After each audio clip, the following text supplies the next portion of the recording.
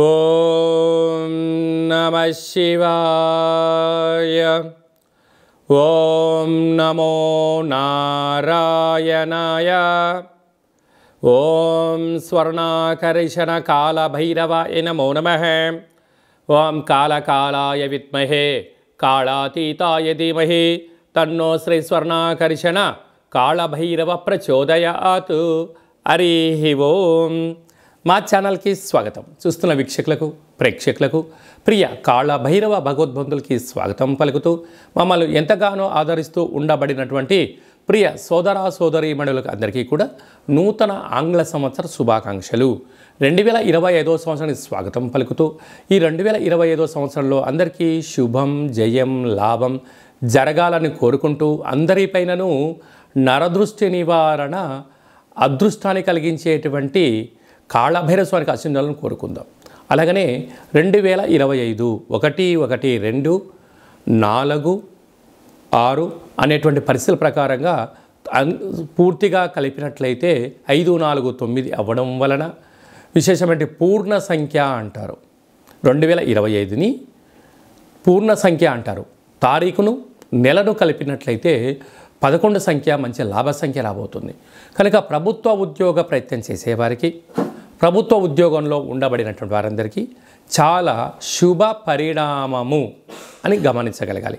అలాగనే మనకు ఈ 2025వ సంవత్సరము బుధవారం రోజు ప్రారంభమవడం ఉత్తరాషాఢ నక్షత్రం అవ్వడం వలన విపరీతమైన రాజయోగం అందరికీ కలిసి వస్తుంది అని చెప్పగలగాలి. అలాగా 9 సంఖ్య పూర్ణ సంఖ్య అవడం వలన అనేక మందికి లక్కీ నెంబర్ కూడా 9 సంఖ్య. కొన్ని కోట్ల మంది ఎదురు చూస్తున్న వారందరికీ అదృష్టవంతులు కాబోతున్నటువంటి సంవత్సరం ఇది అని చెప్పి కూడా మీరు గమనించాలి. కనుక ఈ 2025వ సంవత్సరంలో ప్రారంభ కాలంలో ద్వాదశ రాశుల్లో గ్రహ గమనాల్ని ఒకసారి వీక్షింపచేద్దాం.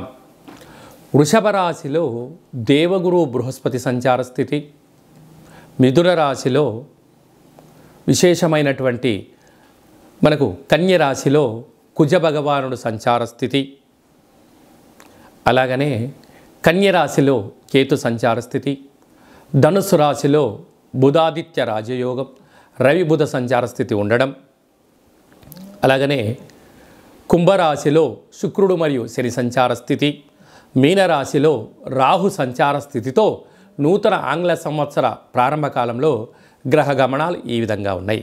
సింహరాశి వారికి 2025వ సంవత్సరం అలాగనే తెలుగు ఉగాది పండుగ దగ్గర నుంచి ఆదాయ వ్యయాలు ఎలా ఉండబోతున్నాయో విషయ పరిజ్ఞానం కోసం తెలుసుకుంటున్నామని చెప్పి కూడా గమనించాలి.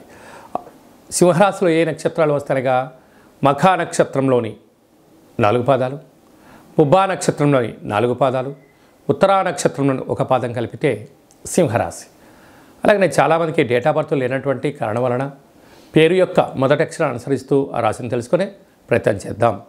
మా, మీ, ము, మే, మో, టా, టీ, టు, టే, టో అక్షరాల వారందరూ కూడా సింహరాశి జాతకులే.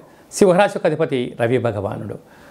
ఈ ఉగాది పండుగ దగ్గర నుంచి రాజు కూడా రవి భగవానుడు అవ్వడం వలన సింహరాశి వారికి ఎనలేనటువంటి కీర్తి ప్రతిష్టలు, ప్రభుత్వ ఉద్యోగాలు, రాజకీయాలు, సేవారంగ కార్యక్రమాల్లో సింహరాశిని వారిని ఆపే శక్తి ఎవరికి లేదు అని చెప్పి గమనించాలి.